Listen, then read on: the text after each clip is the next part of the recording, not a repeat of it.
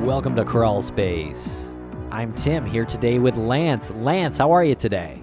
I'm doing great. How are you today? I'm doing great, Lance.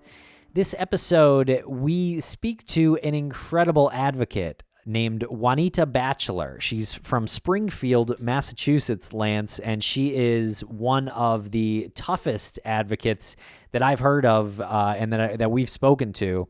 Her son, Darrell, was killed from random gun violence at age 23.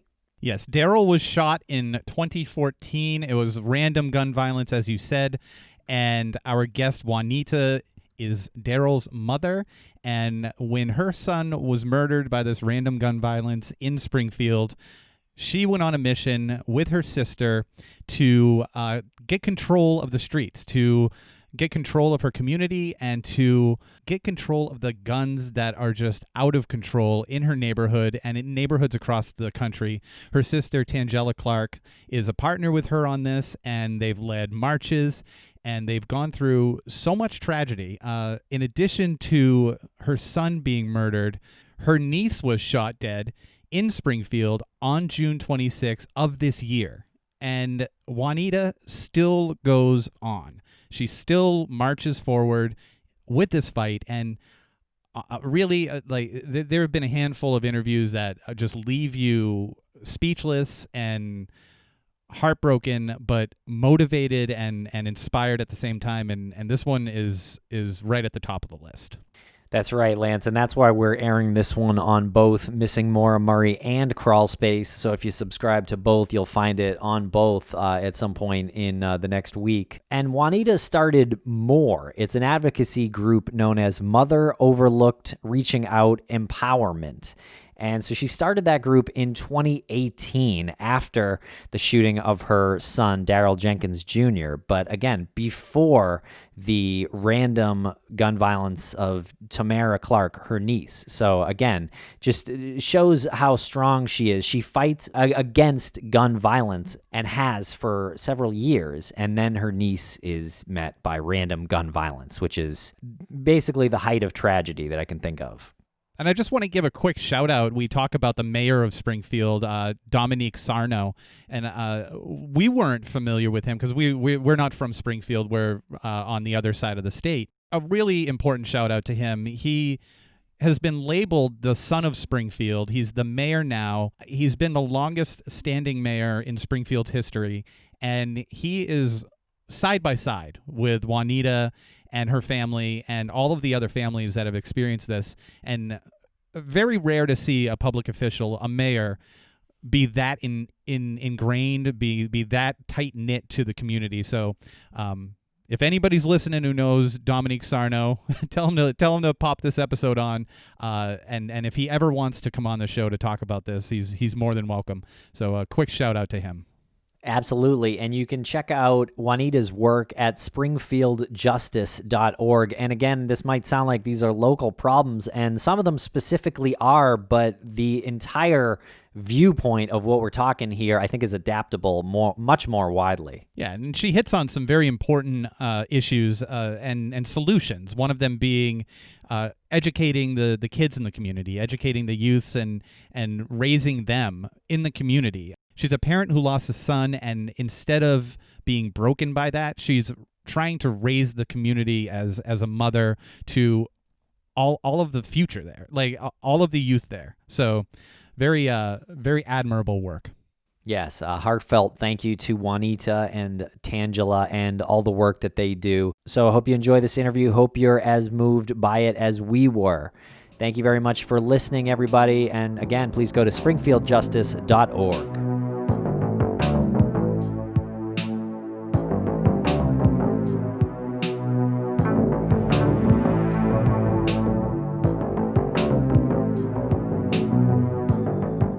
Juanita Batchelor, welcome to the podcast. How are you today? I'm fine. Thank you. Yeah, thank you so much for taking time out of your day. Happy Friday. And we've been trying to get together with you for a little bit. We had a preliminary phone call with you. Why don't you fill in the listeners so who you are and what your mission is, because it's very important, and I feel like more people need to know about what you and others like yourself are doing in in this state, and then spread out. You want this to spread out. So I'll give you the floor now. Okay, thank you. I'm Juanita Batchelor, raised in Springfield, Mass. My son, Darrell Jenkins Jr., was 23 years old and was gunned down in front of our home June 4th, 2014. His case is still not solved. There's been a lot of violence in that area where I was staying. And he left behind two daughters. He was a personal care assistant. He did music.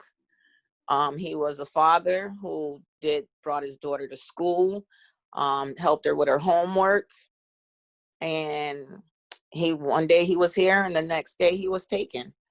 And that was the same day he was going to be a pallbearer for my grandmother, who had just passed May 29th from cancer. Her actual funeral was June 4th, and he was killed on June 4th that evening. He was outside, a little nervous, getting his hair braided and stuff, and taking pictures with his friends. So that's why he was at my home, because we were getting ready for the funeral that morning. And it's been very difficult since then, because more mothers have lost their sons to gun violence. And it's like I'm reliving my son's death every time somebody else's every time somebody else's son or daughter is killed. How old was Darrell when he was killed? He was 23 years old. Wow, that is really young. And you said that he was a father as well. But you said that he was taking care of his children. Where did he get that? Did he get that from you? Because 23 years old, I didn't even know, like, I couldn't even hold a job down. Like, I couldn't put gas in my car, let alone take care of children. Where did he get that from? He definitely got it from me. Unfortunately, I had my son when I was 16, and with me working, he had a lot of responsibility with watching his younger sister. So growing up, he was like the man in the house. So he learned to cook and wash his own clothes, and he was a very independent 23-year-old. I know a lot of 23-year-olds don't do that, but yeah, he was very responsible. And he had two daughters. At the time he was murdered, his oldest had just turned 7, and his youngest had just turned 1. Oh, it's such a tragedy. I'm so sorry. So much tragedy at the same time, too. Did that lead you to start more? Yes, that's definitely what started me at more. I felt that the police didn't really tell me, or the DA or anyone wasn't really there to explain to me how a homicide works, like what services I would get, or what kind of help or resources I would get after the homicide. There was like no advocates that came out to my house to tell me, this is how it's going to go down, this is what you need to do. It was just me fondling around while I'm grieving, trying to figure things out. So I didn't want other families to have to go through that. I wanted them to know what was going on, and be able to help them through their grieving, refer them with counseling, but still be a space that they can be with people who's really from where they're from and really know how it feels to feel overlooked by the police station or the commissioners or the mayors, or even your community, even the community, because they're so fearful or don't want to snitch, they keep important information withheld. And that terrifies a parent, knowing that people know what happened but won't say anything. You mentioned the community, and you mentioned not having any advocates. I'm assuming you mean advocates from law enforcement, the police station, coming out to guide you through the process of how to begin this homicide investigation for this tragic event for with your son. Absolutely. The number of violent crimes per capita in Springfield is ridiculous. It's 988. That's just the latest piece of information, the latest bit of information that's come out of Springfield, Massachusetts. It's 988 violent crimes per capita. When you heard that, because you're nodding right now, so you know this, you live there. It's Yes. I'm from a relatively safe town in Massachusetts, so I wouldn't know what to do if I were to start a program like you're starting. If I were to start advocating for others, I'd do it feeling kind of safe and feeling like I can do something just because of my environment.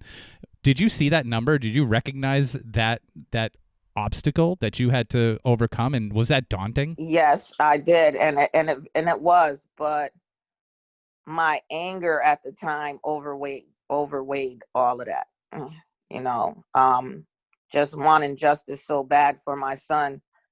It started with just the power of wanting justice for him, and it just expanded to justice for all. And how is the hunt for justice in Darrell's case going?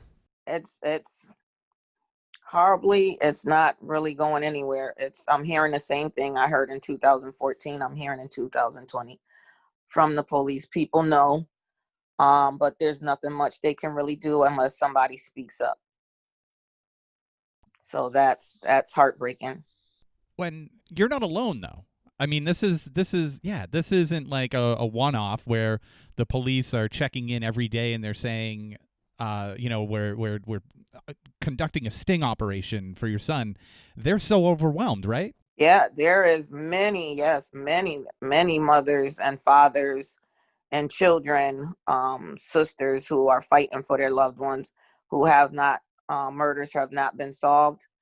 And that's why I'm in the middle, because one point the community blames the police and the police blame the community. And I feel they both right. I feel the community should speak up, but on the police side, they don't feel safe to speak up. The police don't feel safe to speak up, or No, I mean, like, I feel for the police, as what they're saying, the community needs to speak up. And then on the other side, where the community is saying that they don't feel safe by the police, so that's why they won't speak up. They don't feel the police will protect them if they speak up and tell what's going on in the streets. Yeah, there's a lot of problems with that. If you're to say, "Oh, I know who shot somebody," and then you turn that in, you go home, you're then at risk before trial and before that person is put away, theoretically. Absolutely. and there's no program in place to keep someone safe if they want to provide information for something like this. No, not really, but we are trying to work on that. I have talked to the mayor, and we've been getting a bunch of our organizations against gun violence have been working together to try and make a Springfield vision without gun violence, and that is definitely one of the things on the list that we're trying to get. Oh, great. What else is on the list, if you don't mind sharing? Yes, we have on the list a corner to get back into Massachusetts, into Springfield. The wait times for family members that are homicide, the waiting for a corner to come. My son particular was out there for 6 hours, so everybody got to see. The family came because we didn't have no corner here. We're asking for a corner to come to be put back here. I just want to be clear of what you're saying. This is really shocking for some people. Yeah. You're saying your son was murdered. He stayed there on the street for 6 hours before a coroner could come because there is no coroner there. Yes. And family got to go there. People were. Yep. The people recorded, put him on Facebook. So I didn't even get to tell his family on his father's side. People just were jumping the gates, and we all stood out there till 5, 6 in the morning. And when I talked to my detectives about the length of time my son was out there, and they told me it's because we no longer have a coroner here. Was that because of some election? Or, I mean, I've never heard of such a thing. They said Governor Baker took the coroner out, and with the time of death that my son has, people are asleep, and they got to come from far. Okay, so who actually does the duty of taking a body away then now? The coroner, the black coroner truck. Okay, so there's just one around, and then they'll drive around through the state. Oh my God. Yes, yes. Because what concerned me, because I thought it was me. But then I did a remembrance drive in Springfield with like 60 families, and all their stories were like mine. Their child laying in the street because they had to wait for a corner. Some not as long, some maybe 3 hours, some maybe an hour, but just the length time of laying there looking at your dead child in the street is traumatic. How in the world do you even start a murder investigation when the body has been exposed to absolutely everything for 6 hours? I don't know. They covered Yeah. him up. They covered him up with a black bag. But I could still see his sneaker, his foot. So, I don't know. That's questions I have to ask. So detectives were there first, or the police were there first, an ambulance, and then detectives? The ambulance was there first. Actually, I was there while the ambulance was trying to save my son's life. And they were yelling, "Ma'am, we're trying to save him." And then the police came. The police was there, and they were like holding me back. And then the other people, they were putting the yellow tape, and they were checking the bullets and stuff on the ground, asking everybody questions, asking me questions. Do I know who would do this? Did I see anybody? I couldn't even think of my nephew's names that was out there with him. I couldn't think of nobody's name because I was in such a state of shock. So that's basically what I remember after that. For that point, I remember it being a lot of lights, a lot of people just questioning me and telling me they're sorry. Oh my God. And I can hear the kids crying, and my daughter fainted, and she was pregnant with twins. She ended up having her twins. He was killed in June. She had her twins in August. They weren't due till December. Wow. So it was very like a movie, like so unreal. What was the circumstances? I know he was shot, but what time of night was this, and was it gang related? Was it random?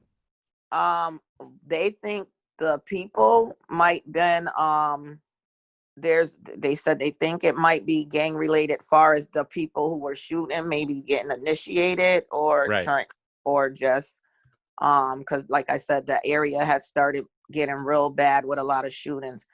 And my son didn't actually live there. He just was there because we were going to the funeral. But they just shot in the crowd from across the street. So a female got shot with my son as well. She got shot in the face. So it was a crowd of kids, my nephews, females, and everybody. And it was at 12 midnight. I had told my son, he was getting his hair braided. So I told him he had the females had to leave. We got to get up early. So he went to walk those girls home. And they were outside taking pictures. I guess they didn't actually go walk right away. They were taking pictures in front of the house. And it was a shooting in the crowd. Do you happen to know what type of gun it was? Was it a handgun or was it like an automatic? I don't know. All I know is all the shells were found across the street in somebody's yard across the street from my house. Wow. And have you talked to that person, to your neighbor? Do they? Yes, I've talked to my neighbor, and even there, people, the older lady, she's not saying nothing because she went through this with something with her brother back in the days, and she's too old to go through this kind of stuff.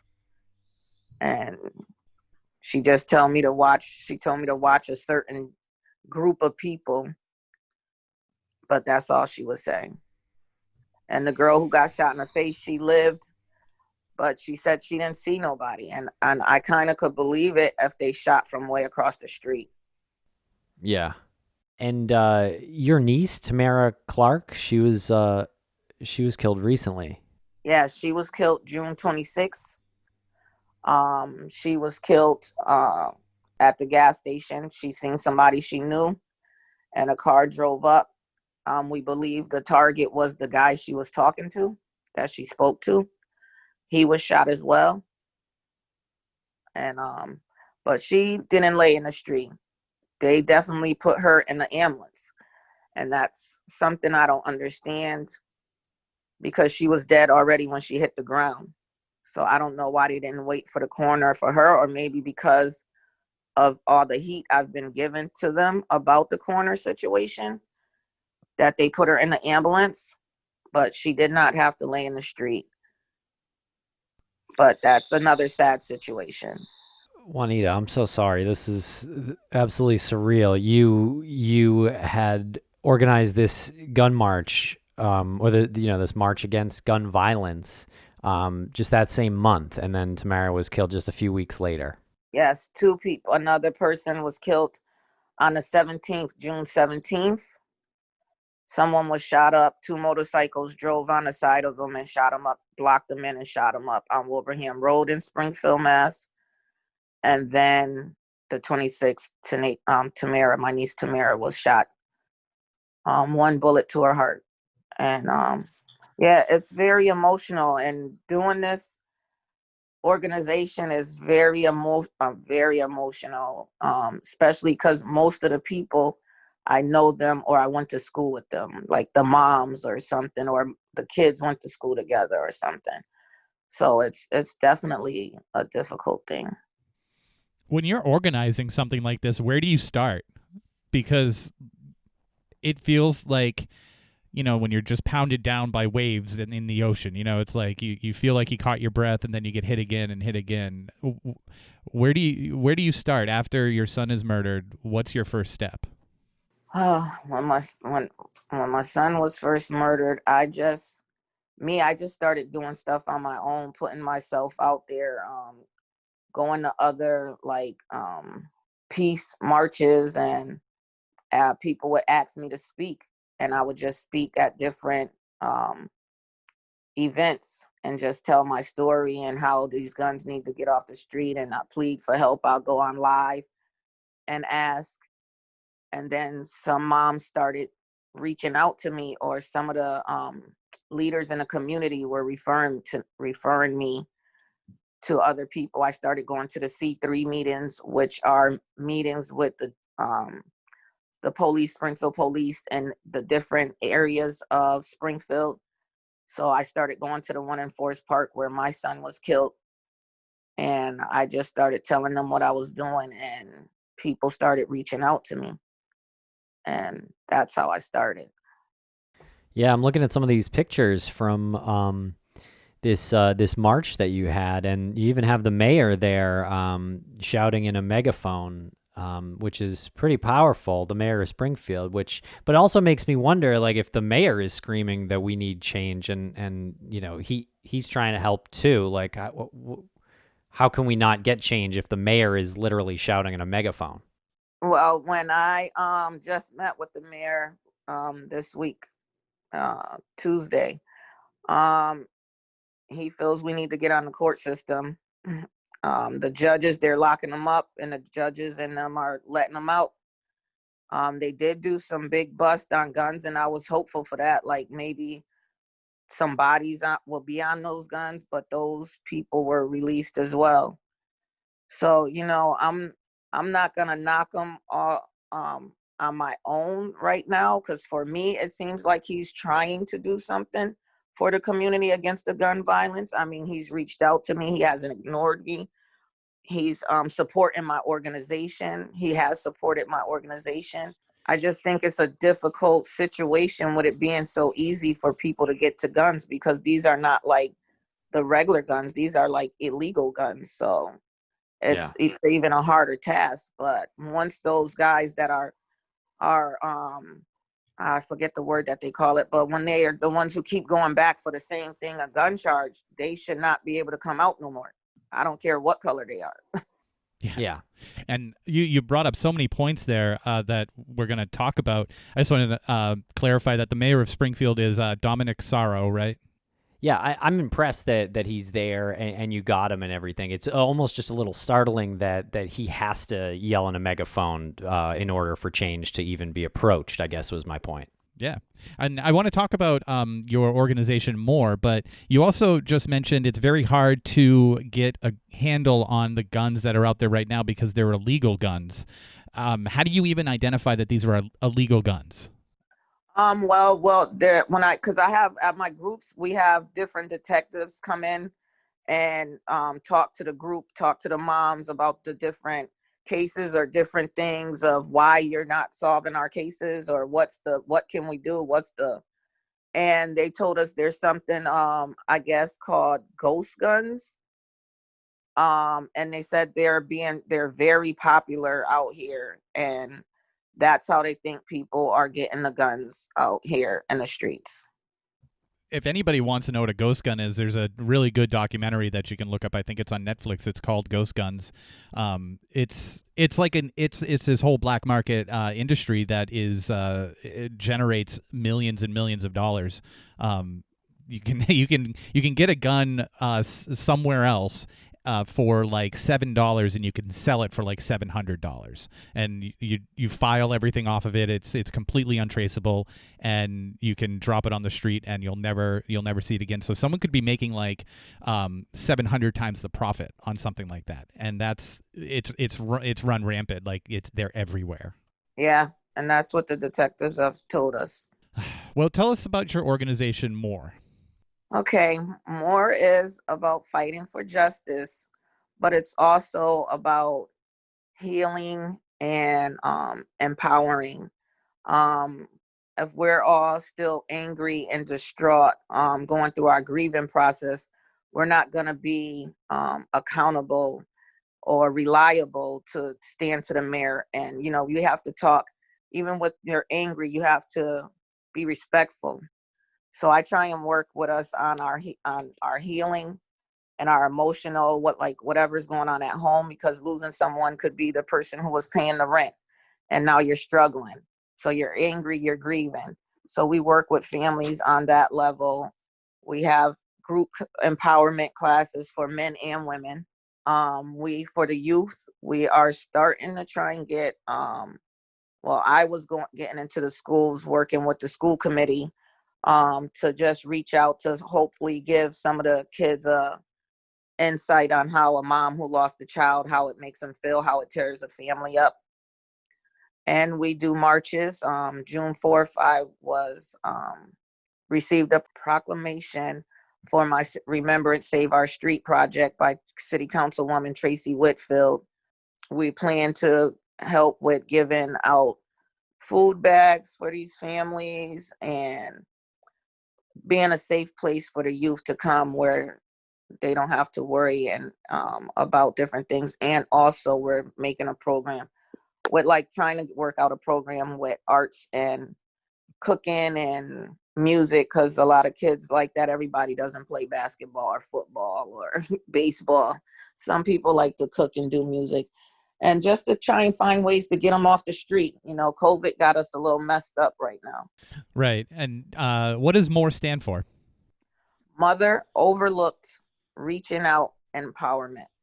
Have you ever communicated with former gang members or current gang members to either reform, or if they're former gang members, do they speak to some of the youths in your community?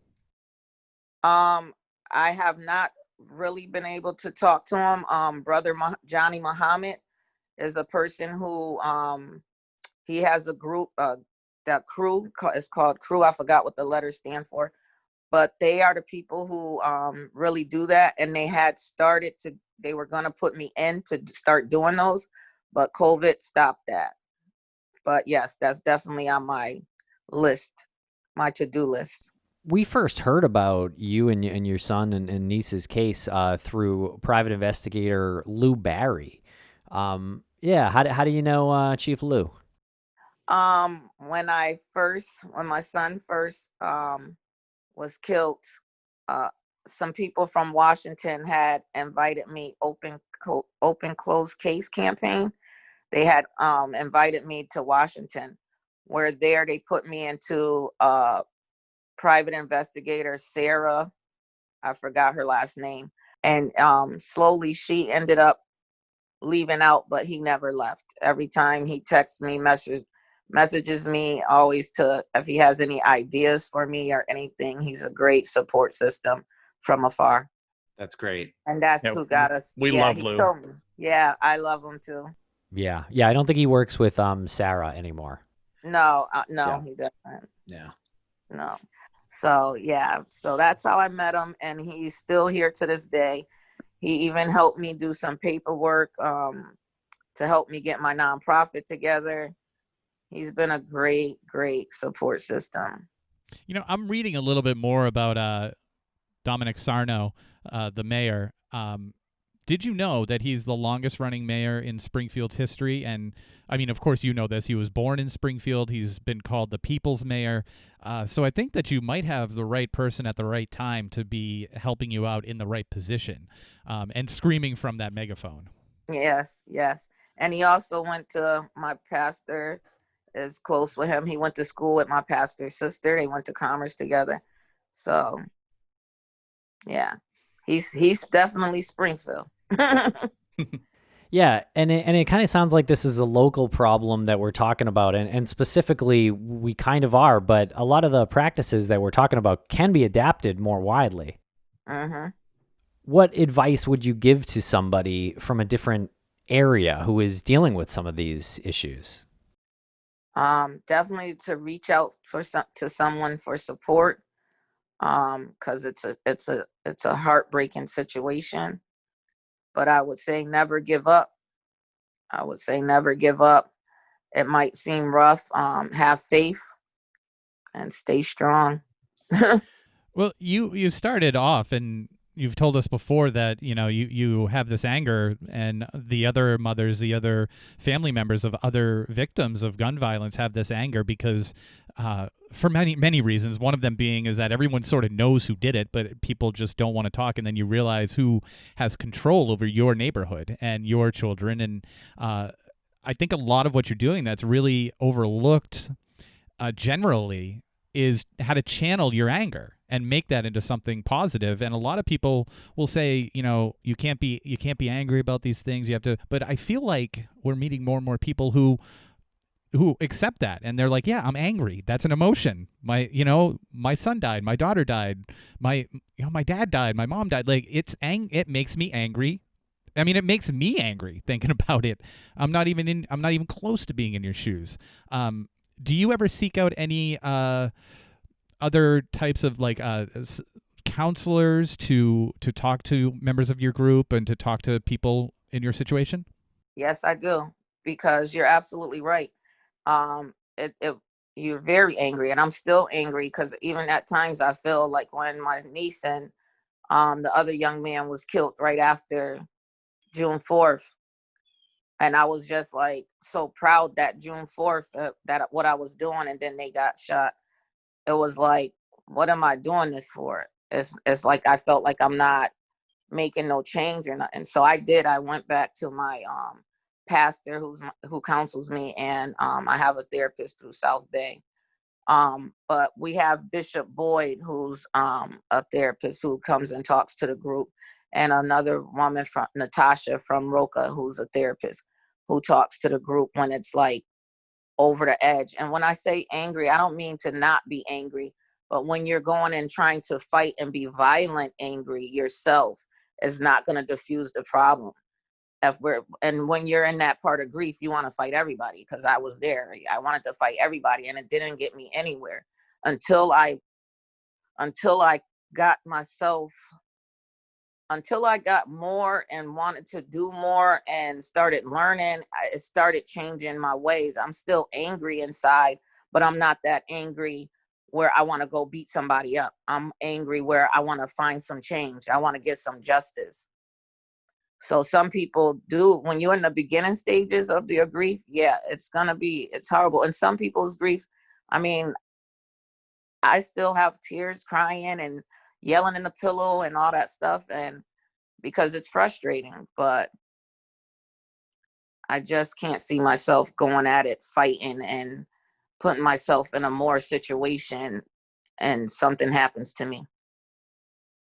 Well, you said fighting for justice. Your website is springfieldjustice.org, and you even said that COVID kind of slowed things down a little bit. But I'm on your website now, and I'm seeing marches with people wearing masks. I'm seeing Zoom meetings. You've been having some Zoom. Tell us a little bit about that. So you're organizing it virtually as well? Yes, we're organizing. So because I have just got my office space in June. And so for some of us that don't want to come in, so it's not so piled up, we do Zoom. So we in the office and Zoom and at the same time. And we just had that vision of a vision of a non-violent Springfield, and it was with the non-violent committee, Roca, Lauren Holmes, Moms Demand Action. I think that's it, and more. So yeah, we did that, and well, it slowed it down far as like doing a lot of stuff with the youth is where it slowed it down at, where we can like really get into a program with the youth. My office is too small. Maybe I can do one or two things with a couple of kids, but we've been working on it. We made a library for the youth to come in and stuff inside the office. That's pretty amazing because it sounds like you're getting to the root of the change, because a lot of communities will simply gentrify. They'll just start forcing the businesses in that are trendy and current, and they're not focusing on the children, the future of that community. Have you had to sort of do battle with the developments? Because I know Springfield does have some of that going on. Have you ever had to battle with that and say, no, it's not, it is kind of about that, but it's more about the youth? I am in that right now, trying to battle with that. I am at this minute, because I am saying it's about the youth. And so, yeah, some people say it's not. It's about the police brutality and all, and it's a little bit of everything. But what my goal is to get at these youth and these young adults, and the mayor's on my side with that. Really fascinating, the police brutality, because that's been a topic that's all over now, and rightfully so. But it comes from somewhere, and without it, I'm not defending either way. I'm not defending Black Lives Matter, and I'm not defending police in this conversation. I'm saying both sides have systematic problems, and you need to solve both of them. They need to come together. How do you decipher that yourself and in your organization when you have someone who's coming to you and they're so angry about police brutality, or if you've talked to law enforcement and they're just so angry about the way the community treats them? How do you approach both arguments? Well, I approach it as this. I've been on both sides. I've been with the police brutality, and right now I'm looking at it as from a mother's point of view. Right now, I'm not. So that's all I can do is look at it as a mother's point of view, and as a mom, I want to try and fix it. So for me to fix it is not to keep picking and making blames, is for us to get to the root of the problem on each side.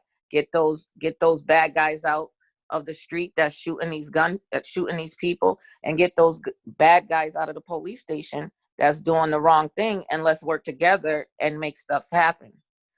And that's how I look at it. We just got to get the bad apples out, because all people aren't bad on my side who's doing the shooting. All police aren't bad. I need the police to help me figure out what's going on with my son, but I also want to have police that are gonna truly help me. Absolutely. Yeah. Such a powerful cause and mission. I just thank you so much for spending some time with us talking about this. Thank you for having me. I want one more quick question about the police. Is that something that you're working with the mayor on to maybe make some initiatives there with law enforcement, or is that something in the works with the mayor?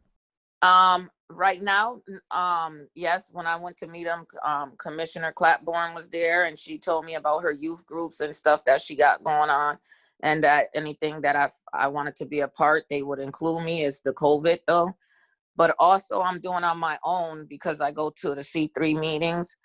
I have a meeting with the sergeant for the Forest Park area where I live, where I want to work with them and just try and Start here, start where I'm at right here in this area, and we move it on to each area. I'm only one, I can't do everything at once, but a start is somewhere. And he's willing to meet with me. We're gonna go meet for coffee. So I'm talking to the police, and yes, there's people who don't like that I'm talking to the police, but I'm not. I don't care. I don't care. I want change. I want my grandkids to grow up and be able to know that they can speak to a police officer. How am I teaching them your address, if you don't know where you at, you're lost, and they're scared to talk to the police? No, something has to give on both sides. You're absolutely right. This is such a smart approach. And I see that you've got a petition out there as well. Yes. I just signed that now. Justice for our families, safety on our streets. You can find that at springfieldjustice.org. Yeah, check it out. There are a lot of great articles, and you have a YouTube page too where you share your story. Yes, I do. Thank you. And we'll make sure everybody knows where to find that information.